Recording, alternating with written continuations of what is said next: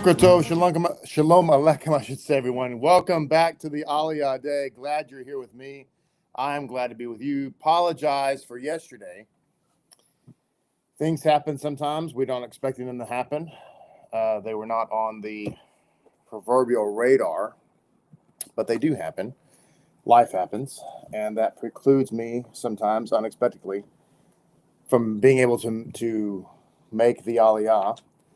And I regret that. I'm sorry about that. I know that for many of you, that is a disappointment. This is a part of your day and an important part of your day. And I respect that and honor that. And so I try to make those types of things far and few between. Sometimes they're out of my control, and I apologize. Yesterday was kind of one of those moments where I realized, stuff like this happens, and we really need to do a better job at having pitch hitters, as it were, who on a moment's notice can step in. Just, stuff happens, you can't make it, things happen, and we need to have men who can pick up get a phone call in 30 minutes, you're doing the Aliyah, go. And we don't have that. And I realized yesterday we really need to work on that. We need to have the bat pole to the bat cave for the Aliyah, because we shouldn't have dead air. There should never be an Aliyah. If I can't do it for some reason, we should not have it's not being done. That shouldn't happen. I realized that yesterday. So, this is a program, like a radio program or a television program.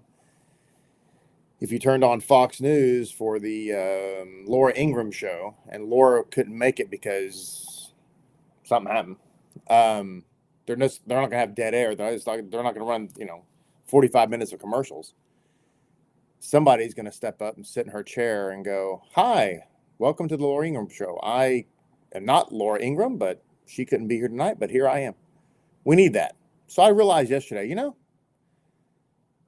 sometimes you don't have a day's notice or a week's notice.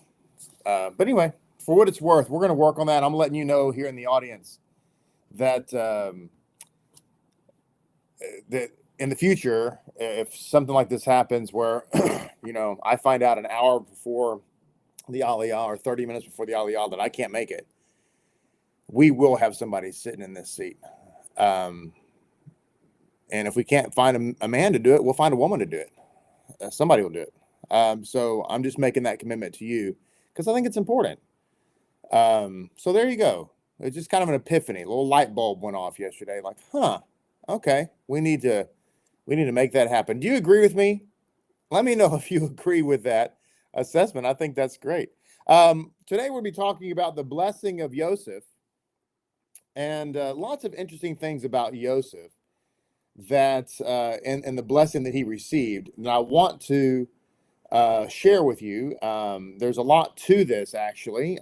As we say, there was a lot to the blessing of Judah, and there's a lot to the blessing of Yosef. And we're going to try to connect the dots. And interesting to not dot, Bezrat Hashem, that we're going to connect is to the to a passage in the book of Zechariah, chapter 4, talking about the stone that the builders rejected. So we're going to look at that and see what we can do to make that happen. Now, before we do any of that, however, of course, we've got to say Boker Tov to our faithful listeners, the ones who are here every day, which, by the way, is wonderful. We were just talking the other day. I was talking to Zeke and Yigal about that. In fact, that, the amount of people that we have on the daily Aliyah, I was thinking, what if every one of you could be here in person if this was an in-person class, where would we have it in the synagogue? And there's really only two places that would be big enough. One is the sanctuary, and the other is, the Havar Hall. Both of those places can hold, I don't know, between the two of them. Well, the sanctuary can probably seat, I don't know, a couple hundred people. If you put all the chairs in there. And then, of course, the Havar Hall, if you put a bunch of chairs in there too, probably something similar, 150 anyway. Because there'd be about that many people, at least close to 100. Isn't that cool to think about that? Worldwide, on a daily basis, there are about 100 or so people who watch the class live. And then that doesn't even speak about the people who watch after the fact. So it's really neat. So anyway, thank you guys for being here. Good morning, Yochanan and Tirza. Top of the list here from South Africa. Boker Tov to you. Good morning, Kayla and Rob. Good to see you this morning. Good morning, Zake and Yigal and Lantern Signals and Chad and Samuel. Good morning to you. Good morning, Hepzibah and Roy and Mr. Clay. Boker Tov. Good morning, Jean. Good morning, Kim Bement. Watching from snowy, beautiful Hoth, otherwise known as Michigan. When I say Hoth, how many of you know what I'm talking about? Good morning to you, Donna and Sergio. Boker Tov. Guten Tag, Shoshana Brenner. Good morning to you, Jacqueline. Good morning, Keturah. Boker Tov. Good morning, Brenda and Gianna. Good morning, Denise, who is in the United Kingdom, formerly from the island of Jamaica. Good morning, Greer. Good to see you this morning. Good morning, Elisheva. And Sarah and Shane, Boker Tov to you. Good morning, Geneva, excuse me. Did I say Janine? I meant Geneva. Geneva Miller, good morning to you from sunny Ohio. Good morning, Jubilee. Amana, Boker Tov. Good morning, Jeremiah. Ma Perkins, howdy. Hello to you, Heather. Hope you and Zachary are doing fantastic. Let's see, who else do we have? Good morning, Sherry. Good morning, Nellie Grace. Good morning to you. Who else do we have? Thelma. Good morning. Tell Luis we said hello. Good morning, Melanie. Boker Tov. Good morning, Micaiah. Boker Tov to you. Good morning, Curious. Good morning, Brenda. Mr. Clay used to manage a radio station, must have a backup plan. Exactly, Mr. Clay. That was the epiphany I had yesterday. I was like, we really need to have a Swift team. I can just call and say, can't be there, make it happen. We need that. Good morning, Coffee Porch Ponderer, Shalom and Baruch HaShem to you. Good morning to you. Who is this? Sosi from Austin, Texas. I'm not exactly sure what your actual name is. I'm just going to say Sosi, who's watching from Austin, but welcome. Looks like this might be your first time to watch or at least comment. Boker Tov to you from Austin, Texas.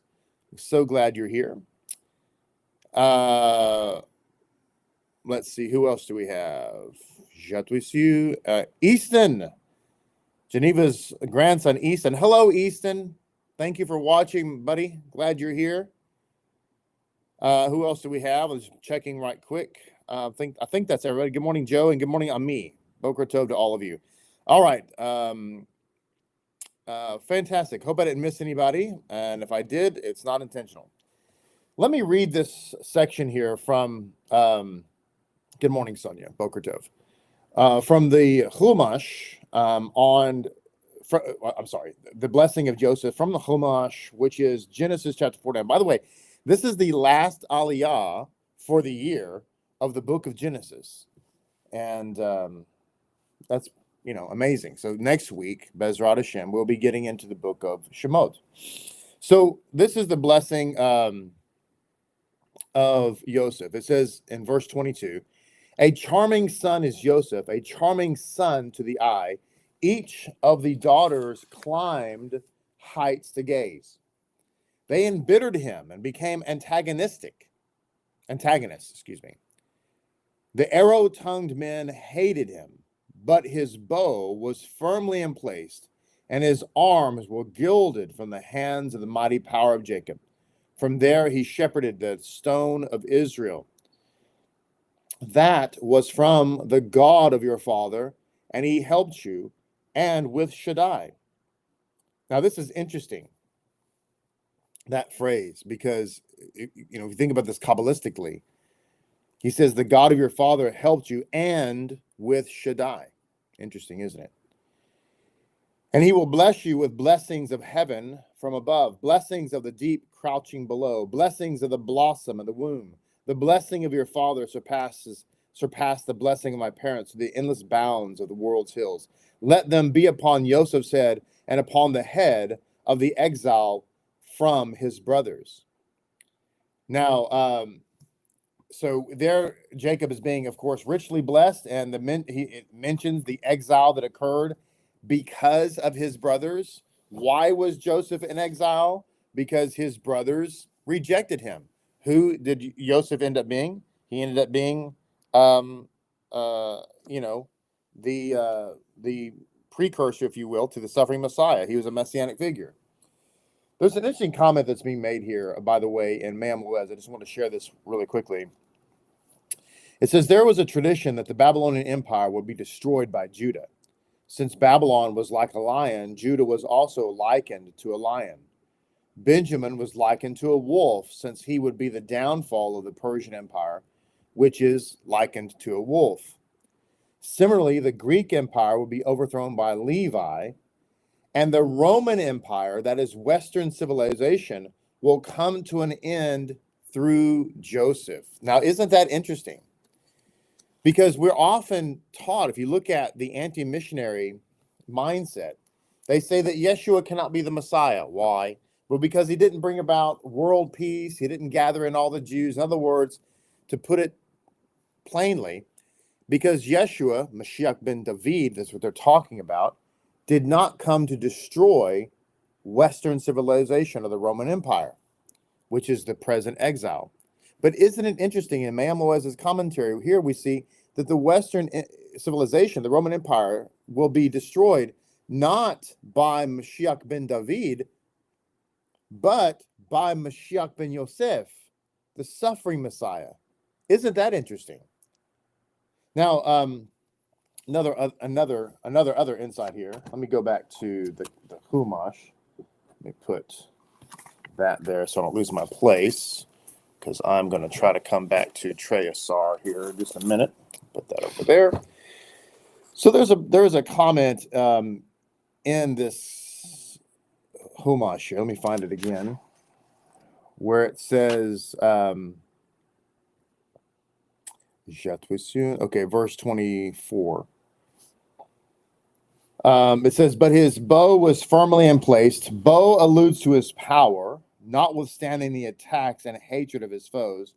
Joseph's power as a regent of Egypt was firmly established when Pharaoh gilded his arms by placing the royal signet ring on his hand.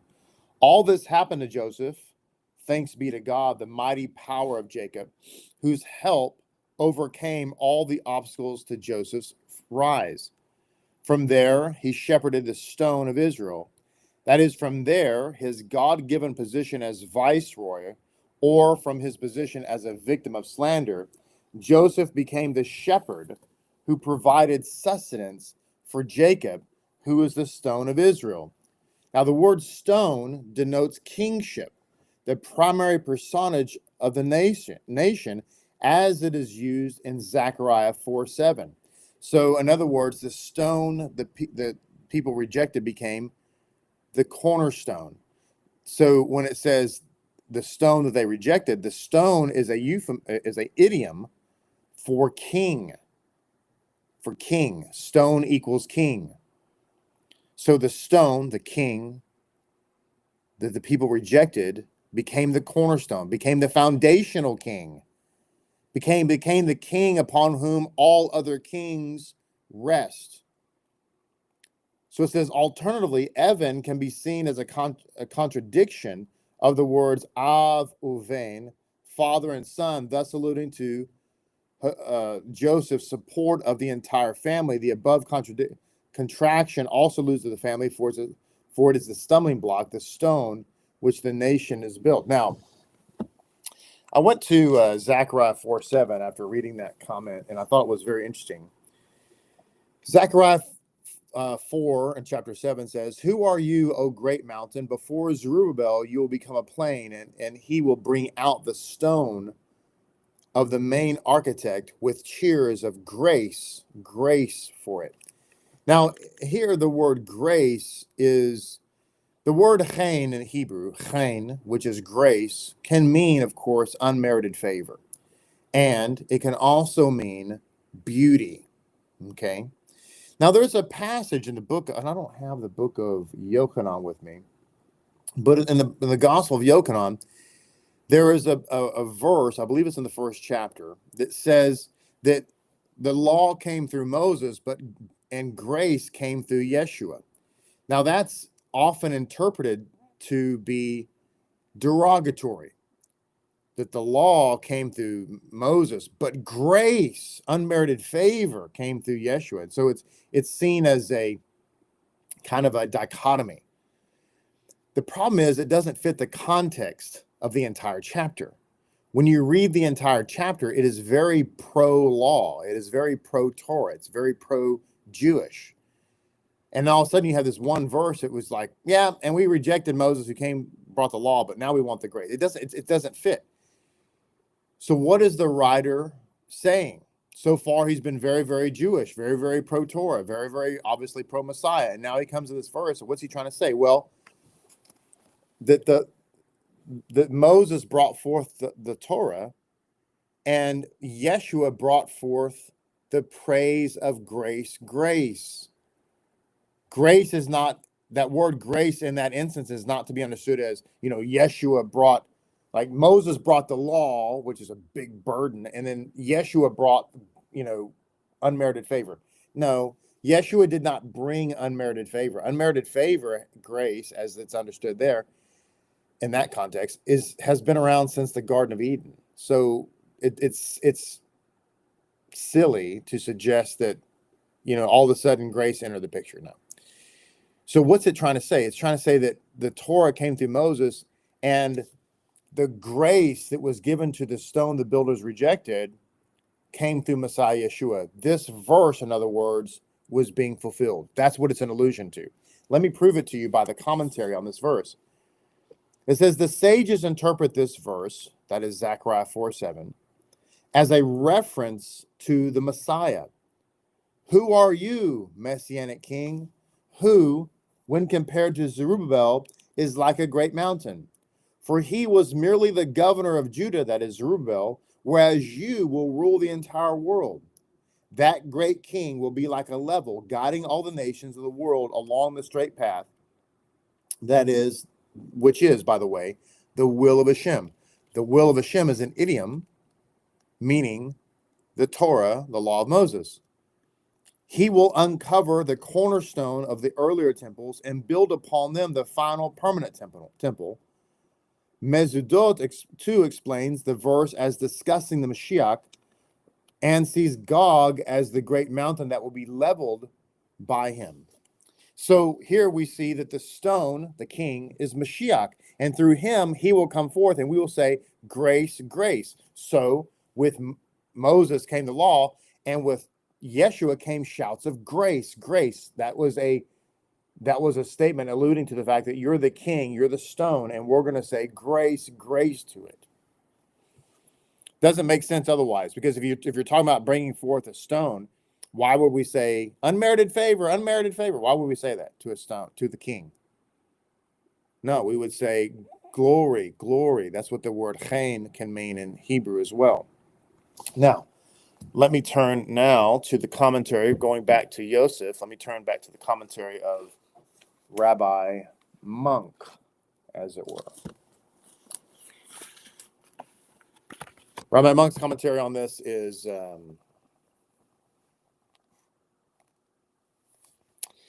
Joe says, Rabbi, is there any way you can find time to go verse by verse through the Zohar? I have at different points in the last 30 years. But we'll see. Time is always something that, a commodity I don't have a lot of. In any case, let's look at Rabbi Monk's commentary. A charming son is Yosef. To Rashi, Bain Borat signifies a magnificent son. Ibn Ezra sees it as a fertile branch. Remember how Yeshua said, I'm the vine, you're the branches? To Onkelos, he interprets this to mean a fruitful son.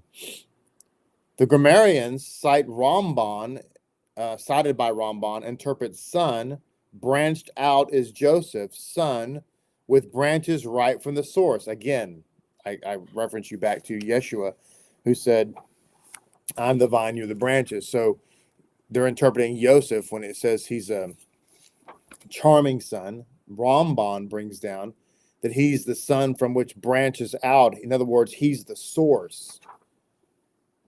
If it wasn't for Yosef, then the Jewish people wouldn't be alive. This is why Yeshua said, I'm the vine, you're the branches, meaning I'm the source. You derive your sustenance from me. Remember, I remind you who Yeshua is. Ultimately, you say, well, Yeshua is the king of Israel. That's not his root. Yeshua is the Moshiach. Moshiach means anointed one. That's not his root. Well, Moshiach is the son of God, meaning the king. That's not his root. What's his root? The root is the Torah. That's why the Torah is called the Etz Chaim, the tree of life.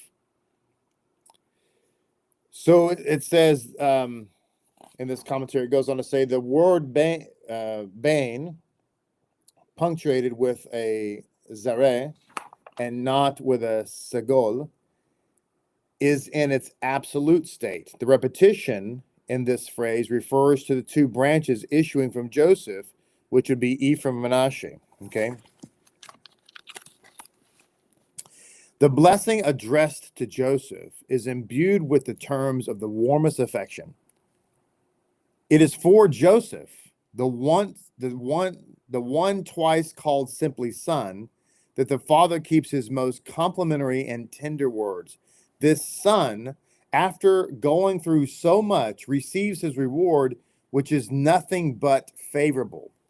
To be sure, Judah was recognized as the uncontested leader of Israel's children. You, your brother, shall acknowledge. His father had said to him, he had natural authority and enjoyed undisputed popularity, while Joseph, whose spiritual and physical gifts were without doubt even more outstanding than Judah's, had also provoked the jealousy and then the hatred of his brothers.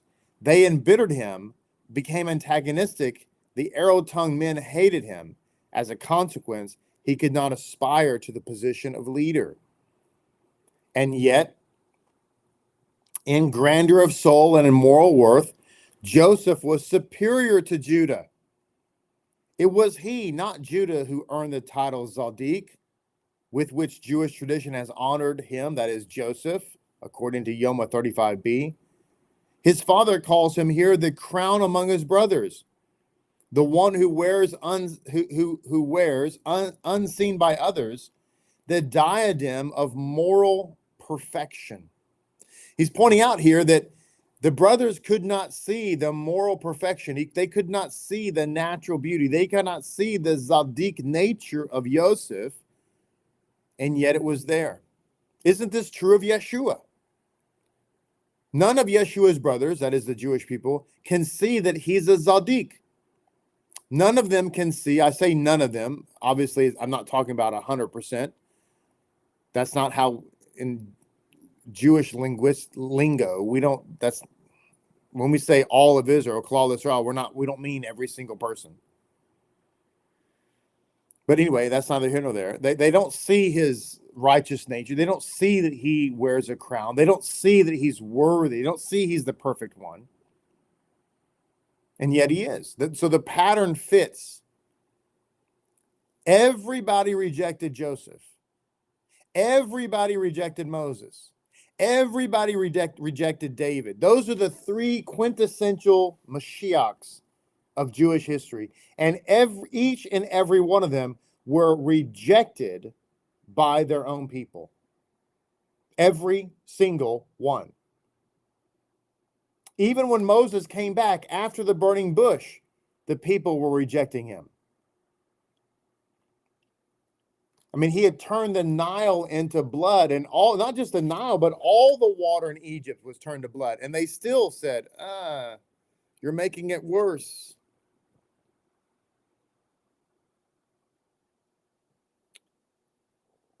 So it says his father. This is why, by the way, when the religious leaders said to Yeshua, "Come down from that crucifixion stake, and we'll believe you," they wouldn't have. They wouldn't have. Now, I want to reiterate, of course, that miracles alone are meaningless. So, as I've said, the short that I did over a year ago, that has now, I don't know, I haven't looked at it lately, but probably close to 170,000 views. Why Jewish people do not believe in Jesus Christ, and has over 170,000 views. I make the point very clearly that miracles don't matter if you're teaching a lawless message. If your message is, if the supposed Messiah's message is turn away from the law of Moses, or you don't need the law of Moses, or it's optional, or whatever, however you want to word salad it, okay? If that's the core of his message, then the miracles are meaningless. I was making a point in the short that you could make a whole new world. You could cause the moon to explode. You could raise the dead. It's meaningless if you're telling me it's okay to eat pork now. It's meaningless, according to Deuteronomy 13. Okay? Now, that's true. It's also true that if the core of your message is to be faithful to the law of Moses, no, it's not okay to eat pork, that's a sin. No, it's not okay to keep Christmas, that's a sin. No, it's not okay to do away with the ceremonial laws or what have you, that's a sin. If that's your message and you're doing miracles, well, that's a wholly different story. That's a whole different story. Now, it goes on to say here, his father calls him here the crown among his brothers, the one who wears unseen by others this diadem of perfection. So isn't this interesting? Because remember that Judah is the king, that's true, but yet even still in this blessing, Joseph is called the crown among his brothers. So in other words, if you think about the idea of Yeshua being like Joseph, and he's also, of course, the Messiah ben David, then you have this kind of thing where Moshiach ben David is king. Okay, he's the Messiah, but he wouldn't be king if it wasn't for the royal crown worn by the unsung hero of Moshiach ben Yosef, which nobody talks about. You have to have Moshiach ben Yosef in order for Judah to have the basis upon which he can wear the crown. And you will never hear an anti-missionary talk about Messiah ben Yosef. Well, let me correct myself. There was an anti-missionary who did a short video, like 16 minutes, which is silly, to try to cover the Moshiach ben Yosef concept. But basically what he was trying to do is he came out and did this 16-minute video on Moshiach ben Yosef, and it was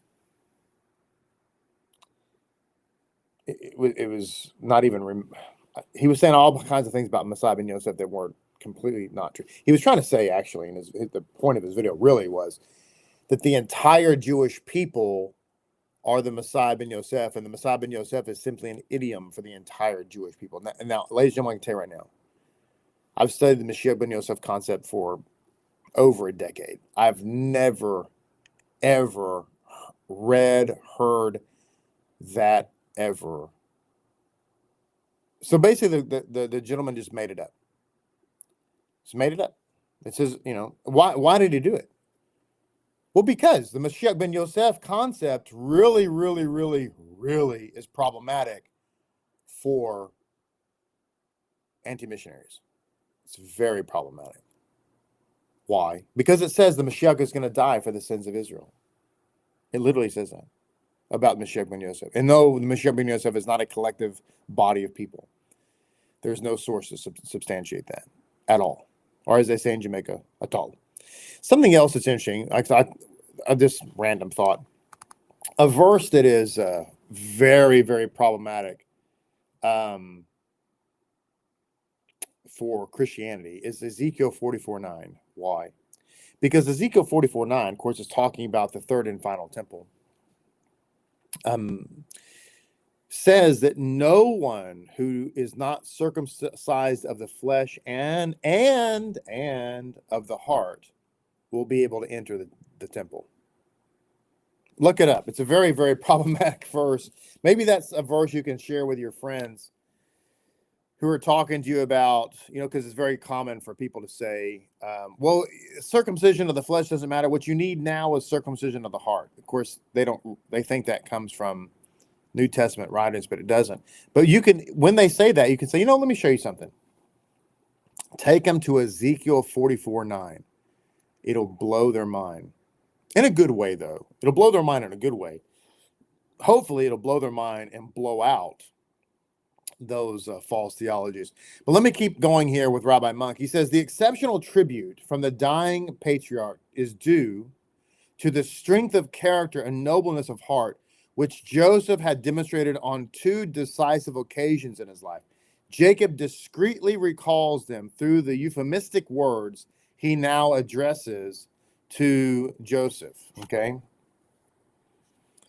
Joseph's first moral victory over himself concerned the chastity which he had maintained in Egypt, despite the daily temptations from all sides. Each day, exclaims Rabbi Yochanan, God himself praises the virtue of the bachelor who lives in a large town without yielding to sin. Pesukim 113a.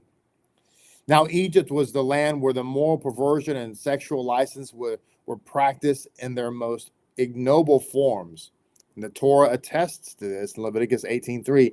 But Joseph remained supremely unaffected by the debauchery of his surroundings. He was able to resist the constant temptations from the wife of his master. He had defended his virtue even at the risk of death. Whereas Judah, in a moment of weakness, yielded to the act of debauchery, Joseph had never faltered in this way, though he had possessed such extraordinary handsomeness that girls climbed heights to gaze at him. In order to behold him as he passed, he had been capable of controlling his instincts by restraining his virile strength. So this is a very common theme in Judaism, that one of the reasons why Joseph was such a great tzaddik is because of his chastity in the midst of all of this. And it's obviously understandable. It goes on to say here, another insight. The self-mastery and self-control which Joseph demonstrated in his struggle against the attractions of the senses reaffirmed itself once more in the dominion of moral virtue. Jacob alludes to it when he juxtaposes the 2 great reasons for his son's merit. His brothers had harassed him, and the archers shot at him with their arrows, and yet he did not exploit a ready opportunity to take revenge on the guilty. As a viceroy of Egypt, with almost unlimited power, Joseph was still able to forgive. That's, we talk about the chastity on the intimate side, the sexual side. Refraining from getting involved in that is a great feat, actually. And I can just tell you that this situation here is also a great feat. To have unlimited power. For the most part, Joseph could have done anything he wanted to do. Anything he wanted to do. He could have put his brothers through Hades, but he didn't. And that in of itself is one of the restraints, okay? He proved, therefore, capable of generosity and of renouncing an opportunity to show hatred, however justified it might be. Now, this is something I want to point out, just a real quick mention here. There are plenty of Christians, okay, who, let's just be frank, they hate the Jewish people. And one of the reasons, then this has historically been true, one of the reasons why the Christian people, and of course not all of them, but I'm painting here with a broad brush, but you and I both know that the numbers are significant, whatever percentage they might be. There's a number of Christian people, a large number of them, who hate the Jewish people principally because, we killed Christ. We're Christ killers, right? That's a historic, and still to this day, it's chanted from certain rooftops. But as we're seeing here, we see in this that Yosef didn't have any feeling of hatred or disdain towards his brothers. In fact, he understood that everything that happened to him was the will of God in order to put him in such a position. Well, Yeshua has the same understanding, of course, naturally. Yeshua didn't hate his brothers. He didn't have hatred for anybody. He understood that what happened to him was necessary in order for him to fulfill his mission.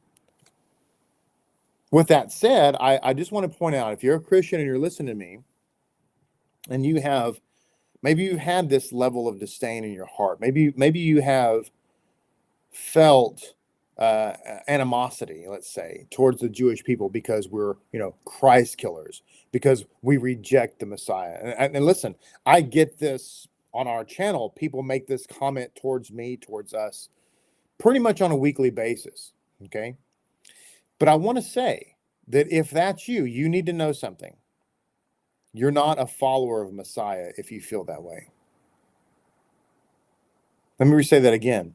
If that's in your heart, if you have disdain, angst, hatred for the Jewish people because we're so-called Christ killers, you're not following the Messiah. That feeling is not from your Lord and Savior.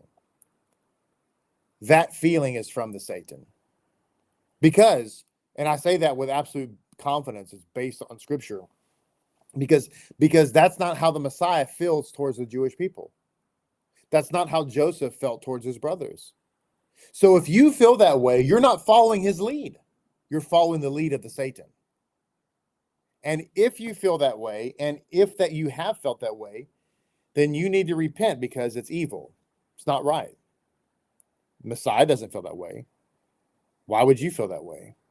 How do you think Joseph would react? And just think about it. Think about it logically.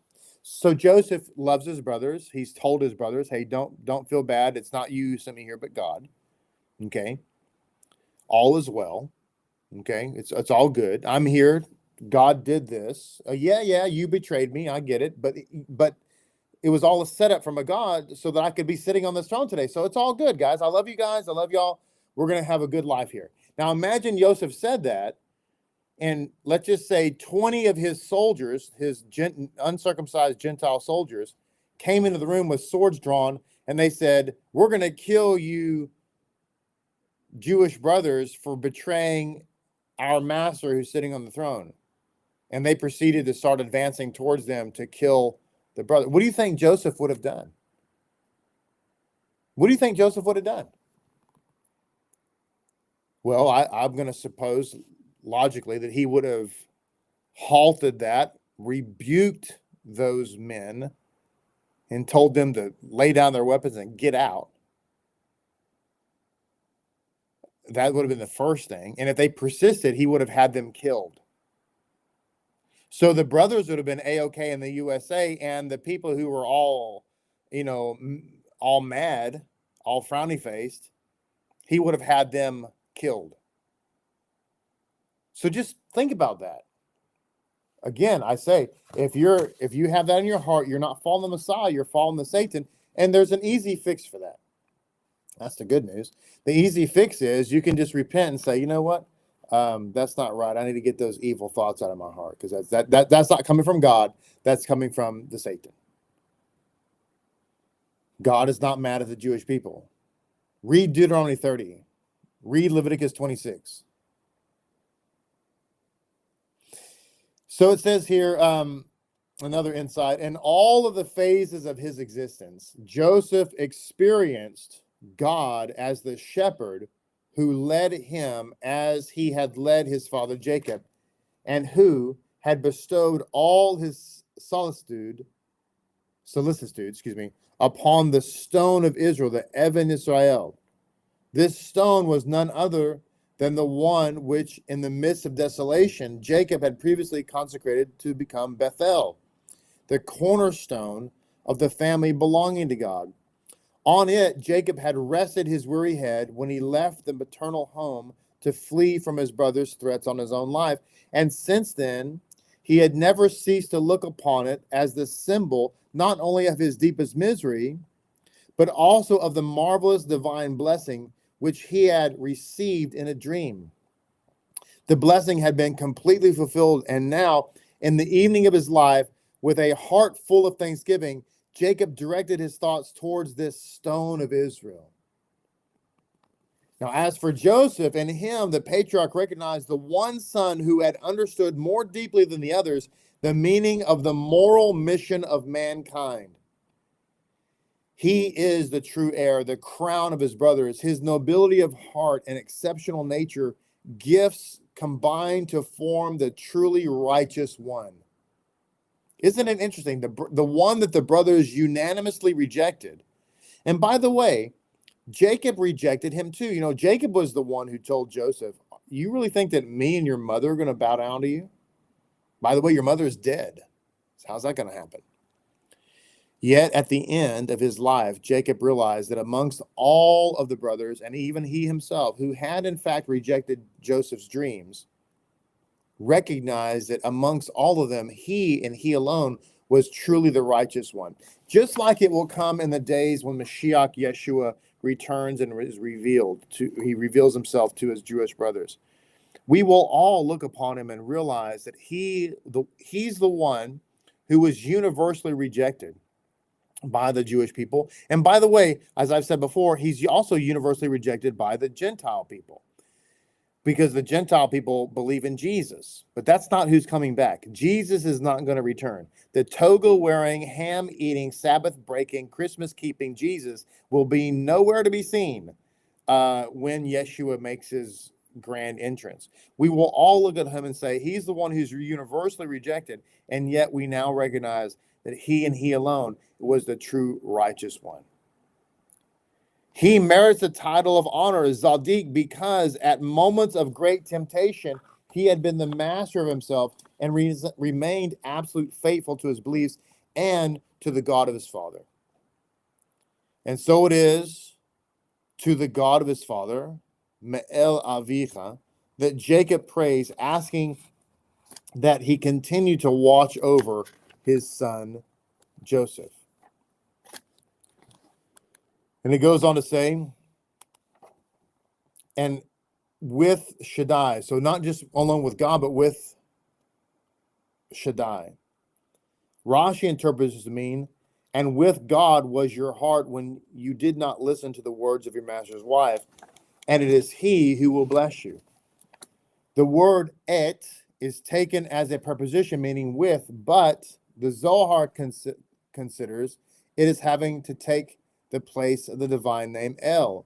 The Torah chooses instead the word et, being with the aleph and ending with a tav, to illustrate the idea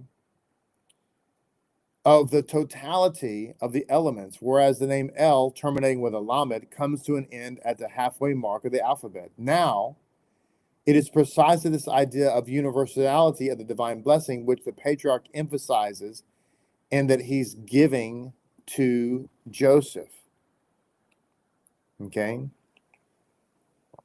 This is the reality, that the entirety of the Torah, the entire Torah blessing was placed upon Yosef. Now, one final insight here, as we're talking about this blessing, it says that he had an exile from his brothers. It says Joseph deserved the title of Nazir by his abstinence from all impure contact while he was in Egypt, as was mentioned previously. This virtue earned him the crown among his brothers, which the term Nazir also designates. Joseph thus appears as the brother who, besides Judah, occupies a preeminent position in the family of Israel. This family is crystallized around two poles, one representing the authority of the leader, Malkut, the other the basis of righteousness and integrity, the Zadik. The origins of this polarity show up in Jacob's blessings and through biblical history from the beginning to end. But while the tribe of Judah remains faithful to its messianic calling as history unfolds, Joseph's descendants strayed from their path.